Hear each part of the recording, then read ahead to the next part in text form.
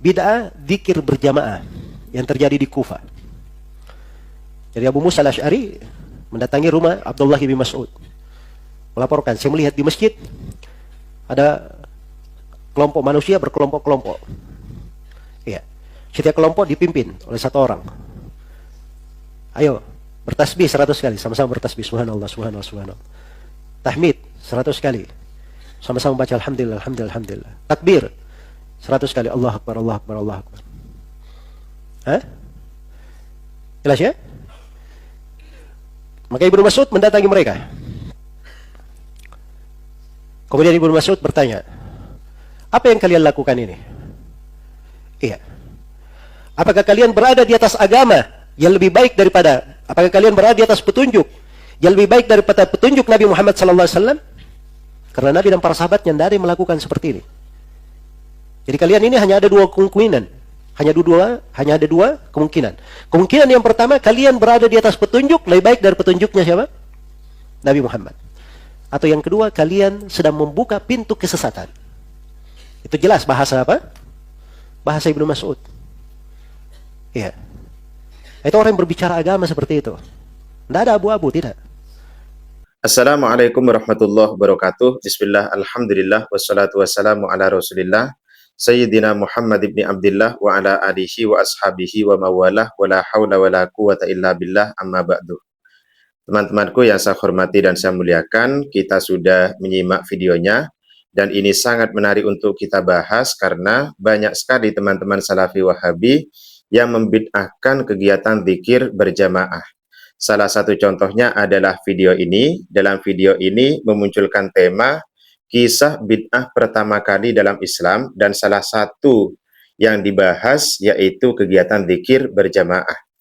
Dan kebetulan memang banyak ceramah-ceramah ataupun kajian-kajian yang menyatakan bahwa zikir secara berjamaah menurut mereka, menurut teman-teman sebelah itu merupakan kegiatan bid'ah, merupakan kegiatan yang terlarang dalam Islam. Dan bahkan mereka menyandarkan pemahamannya ini kepada salah seorang sahabat, yaitu sahabat Abdullah bin Mas'ud. Menurut mereka, sahabat Ibnu Mas'ud itu melarang kegiatan zikir berjamaah dan bahkan pernah mengusir orang-orang yang melakukan zikir berjamaah. Nah, teman-teman, sekarang kita bahas apakah riwayat yang menyatakan sahabat Ibnu Mas'ud melarang zikir berjamaah, membid'ahkan bahkan mengusir, ini riwayatnya sahih ataukah tidak, bermasalah ataukah tidak. Kemudian yang kedua kita bahas terkait dengan matan riwayatnya. Sehingga dengan membahas matan riwayat ini kita akan tahu konteks yang sebenarnya itu seperti apa. Oke, yang pertama kita bahas sanad riwayatnya ini sahih ataukah tidak. Kami temukan dalam kitab Al-Fatawa Al-Fiqhiyah Al-Kubra pada jilid 1, Shahifah 177, karya Al-Imam Ibnu Hajar Al-Haytami disebutkan, wa amma manukilah an ibni Mas'udin annahu ra'a qauman yuhalliluna bi raf'is sauti fil masjidi faqala ma arakum illa mubtadi'in hatta akhrajahum minal masjidi falam yasihha anhu wa lam yarid. Adapun riwayat yang dinukil mengenai sahabat Ibnu Mas'ud di mana beliau melihat suatu kaum yang membaca tahlil, membaca kalimat la ilaha illallah dengan suara keras di dalam masjid. Faqalah, kemudian sahabat Ibnu Mas'ud berkata kepada mereka, ma arakum illa mubtadi'in. Saya tidak melihat kalian kecuali kalian ini adalah orang-orang yang melakukan bid'ah. Hatta akhrajahum minal masjid, sehingga mereka itu diusir oleh sahabat Ibnu Mas'ud dari masjid. Nah, riwayat ini disebutkan falam yasihah wala falam yasihha anhu walam yarid. Riwayat ini tidak sah disandarkan kepada sahabat Abdullah bin Mas'ud dan juga tidak warid. Artinya riwayat ini bermasalah. Riwayat ini tidak sahih. Itu teman-teman ya. Wa min thamma akhraja Ahmadu an Abi Wa'il qala. Oleh karena itu, Imam Ahmad bin Hanbal meriwayatkan satu athar dari Imam Abi Wa'il. Imam Abi Wa'il ini adalah seorang tabi'in yang pernah berkumpul dan bahkan sering berkumpul dengan sahabat Ibnu Mas'ud. Imam Abi Wa'il berkata, haula illadina yas'umuna anna Abdullahi kana yanha anid dzikri ma jalastu Abdullahi majlisan qattu illa dzakarallaha fihi. Menurut Imam Abi Wa'il, orang-orang yang mengira bahwa sahabat Abdullah bin Mas'ud telah melarang dzikir berjamaah, ma jalastu Abdullahi majlisan qattu. Ini yang perlu diperhatikan.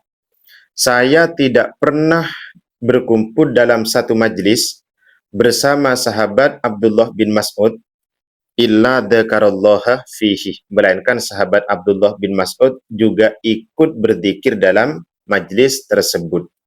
Nah, ini adalah kesaksian Imam Abi Wa'il. Jadi ketika beliau berkumpul dengan sahabat Ibnu Mas'ud dalam satu majlis zikir, maka sahabat Ibnu Mas'ud itu juga ikut berzikir dalam majlis tersebut. Nah, ini menunjukkan bahwa apa yang disikapi oleh sahabat Ibnu Mas'ud terkait dengan pelarangan zikir secara berjamaah ini tidak benar, teman-teman ya. Lalu kemudian ini juga disebutkan dalam kitab Ruhul Ma'ani pada jilid 8 Shahifah 479 dengan redaksi yang sama, namun dalam kitab Ruhul Ma'ani ini disebutkan redaksi begini. Wa ma dzukira fil waqi'ati an Ibnu Mas'udin min annahu ra'a qauman yuhalliluna bi raf'is sauti fil masjidi. Faqala ma arakum illa mubtadi'in hatta akhrajahum minal masjid la yasihu indal hufadhi minal a'immatil muhaddithin. Sedangkan peristiwa yang sering dinukil tentang sahabat Ibnu Mas'ud di mana beliau itu pernah melihat suatu kelompok yang membaca tahlil dengan suara keras di dalam masjid kemudian diusir oleh sahabat Ibnu Mas'ud, riwayat ini tidak sah indal huffat minal a'immatil muhaddithin. Riwayat ini tidak sahih menurut para hafid dari golongan imam-imam ahli hadis. Nah, ini teman-teman ya. Jadi ini perlu kita garis bawahi bahwa riwayat yang menceritakan tentang sahabat Ibnu Mas'ud melarang satu kelompok membaca dzikir secara berjamaah kemudian diusir dari masjid, riwayatnya ini adalah riwayat yang bermasalah. Akan tetapi Imam Al-Alusi, yaitu dalam kitab Ruhul Ma'ani, beliau tetap memberikan kemungkinan-kemungkinan seperti ini. Wa ala fardi sihatihi huwa mu'aridun bima yadullu ala thubutil jahri minhu radhiyallahu anhu mimma rawahu ghairu wahidin minal hufadhi. Dan seandainya riwayat ini adalah sah, seandainya riwayat ini adalah sahih, maka tentu riwayat ini akan bertentangan dengan beberapa riwayat yang diceritakan oleh para hafid di mana sahabat Ibnu Mas'ud itu mengakui tentang dzikir berjamaah secara jahr, mengakui dzikir berjamaah dengan suara keras. Ini jika memang riwayatnya sah. Atau jika tidak demikian, maka riwayat ini dimahmulkan au mahmulun alal jahril balighi, atau riwayat ini dimahmulkan ataupun dipahami bahwa yang dilarang oleh sahabat Ibnu Mas'ud itu adalah orang-orang yang melakukan dzikir berjamaah dengan suara yang sangat keras sehingga mengganggu aktivitas yang ada di dalam masjid itu sendiri. Itu teman-teman ya, jika memang riwayatnya ini sah. Oke, ini adalah yang pertama. Kemudian yang kedua, coba kita koreksi matan. Apakah benar yang disikapi oleh sahabat Ibnu Mas'ud itu adalah dzikir berjamaah secara general tanpa pengecualian, atau ini menyangkut kasus-kasus tertentu? Nah, riwayatnya ini saya temukan dalam kitab Sunan Ad-Darimi, teman-teman. Pada hadis nomor 212, langsung saya baca pada poin pembahasannya. Di sini dikatakan begini. Faqala lahu Abu Musa. Kemudian sahabat Abu Musa Al-Asy'ari berkata kepada sahabat Ibnu Mas'ud, melaporkan kasus yang dia lihat kepada sahabat Ibnu Mas'ud. Ya Aba Abdirrahman, wahai Aba Abdirrahman. Ini adalah julukan dari sahabat Ibnu Mas'ud. Inni ra'aitu fil masjidi anifan amron angkartuhu walam aroh illa khairon. Baru saja saya melihat di dalam masjid ada suatu perkara, ada satu peristiwa ada satu kasus yang sudah saya ingkari dan saya tidak melihat peristiwa itu dan saya tidak melihat dalam peristiwa itu ada kebaikan sama sekali. Ini laporan dari sahabat Abu Musa al-Ash'ari. Kemudian sahabat Ibnu Mas'ud itu menjawab, "Fama huwa?" Apa peristiwa itu? Kemudian sahabat Abu Musa al-Ash'ari menjawab, "In istafasatarohu." Jika kamu masih hidup, maka kamu akan melihatnya. Fakola, lalu beliau melanjutkan, "Ro'aitu fil masjidih qauman hilakon julusan yantadiruna sholata fi kulli halqatin rajulun wa fi aidihim hasotun." Saya melihat di dalam masjid ada sekelompok orang yang duduk berkelompok, mereka itu menunggu kegiatan sholat berjamaah. Nah ini teman-teman ya. Jadi di dalam masjid itu ada beberapa kelompok yang terbentuk dalam bentuk lingkaran, dalam bentuk halakoh. Mereka itu menunggu kegiatan sholat berjamaah. Dan masing-masing kelompoknya itu ada satu pemimpin yang memberikan komando untuk membaca dzikir dengan suara keras.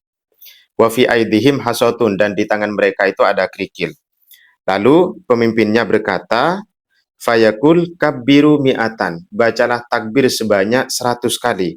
Fayukabbirunah mi'atan, kemudian jamaah dalam beberapa kelompok itu membaca takbir sebanyak 100 kali. Fayakul hallilu mi'atan. Bacalah kalimat tahlil sebanyak 100 kali. Fayuhallilunah mi'atan, kemudian jamaah kelompok itu membaca tahlil sebanyak 100 kali. Wayakul sabbihu mi'atan fayusabbihunah mi'atan.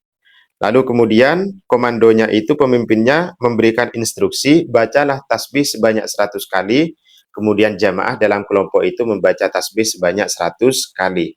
Nah kasusnya ini teman-teman, yang diingkari oleh sahabat Abu Musa al-Ash'ari kemudian disikapi dan dilarang oleh sahabat Ibnu Mas'ud. Kasusnya adalah, jadi ketika akan dilaksanakan kegiatan sholat berjamaah, artinya ketika sudah adzan ya, ketika sudah adzan, kemudian mereka itu ternyata membentuk halakoh, duduk secara berkelompok, secara terpisah. Jadi di masjid itu terbagi dalam beberapa kelompok. Lalu kemudian mereka itu membaca dzikir dengan suara yang sangat keras. Nah, ini adalah permasalahannya. Tentu permasalahan ini yang diingkari oleh sahabat Ibnu Mas'ud ini, ataupun yang diingkari oleh sahabat Abu Musa al-Ash'ari, ini bukan dzikir secara general teman-teman ya. Tapi yang diingkari itu adalah cara mereka dan situasi yang diambil oleh mereka.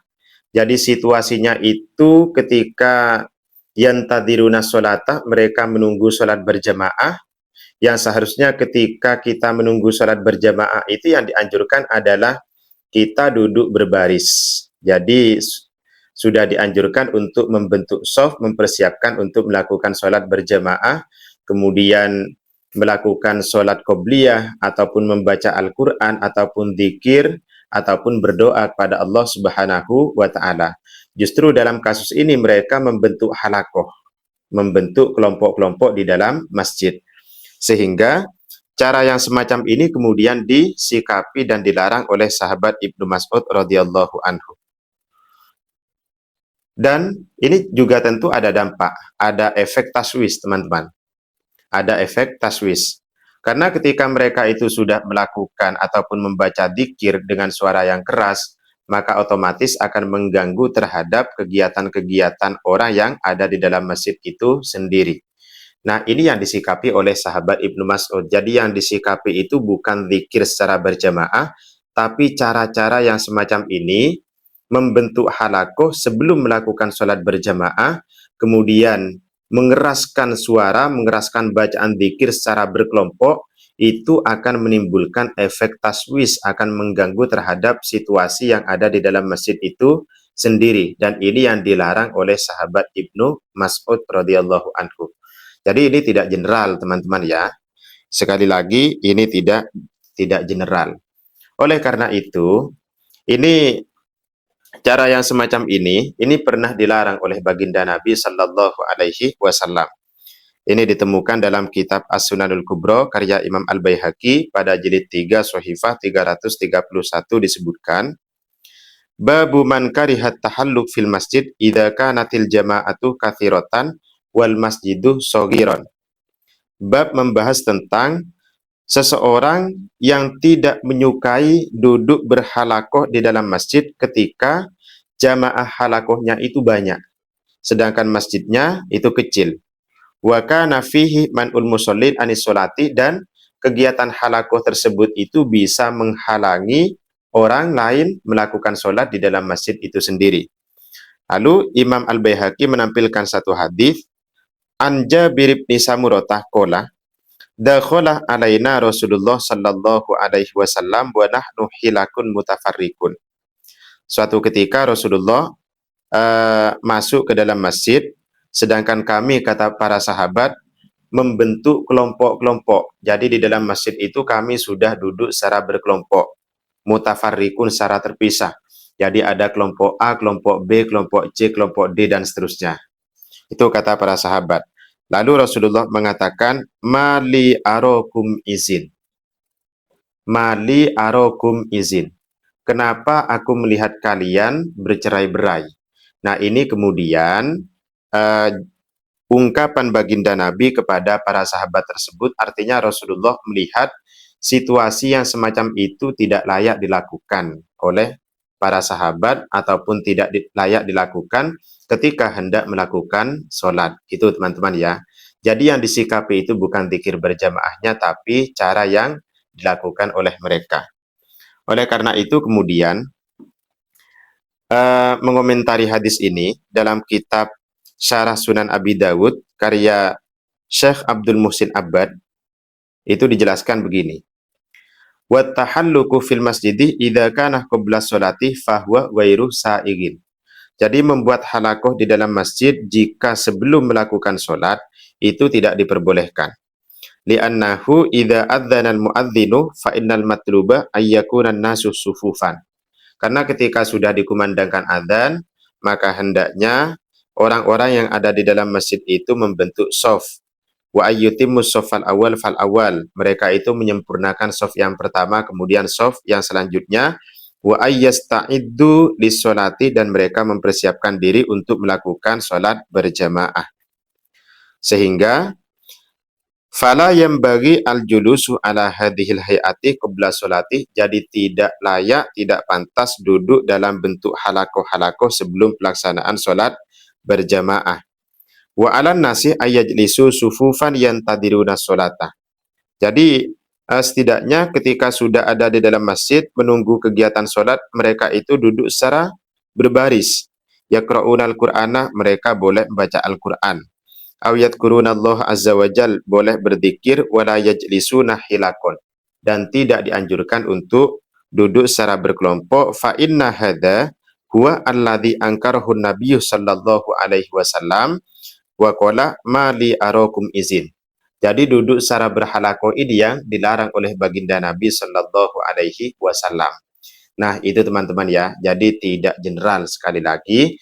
Yang dilarang oleh sahabat Ibnu Mas'ud itu bukan zikir berjamaahnya, tapi cara situasi yang dilakukan oleh mereka, di mana sebelum pelaksanaan sholat berjamaah, mereka itu membuat halakoh duduk secara berkelompok, kelompok A, B, C, D, kemudian mereka itu membaca zikir dengan suara yang sangat keras, itu teman-teman, sehingga ini akan memberikan efek taswis kepada orang-orang yang ada di dalam masjid, dan juga ini bisa menjadi tahjir, ya, bisa mengkapling masjid yang dilakukan oleh kelompok-kelompok mereka, dan ini tidak diperbolehkan. Itu teman-teman ya. Nah, terkait dengan zikir secara berjamaah, ini sudah sangat banyak sekali riwayat-riwayat yang menganjurkan zikir berjamaah, dan tidak perlu kita bahas dalam video ini. Nanti kita sambung pada video selanjutnya. Itu saja, mudah-mudahan ini bisa memberikan jawaban. Assalamualaikum warahmatullahi wabarakatuh.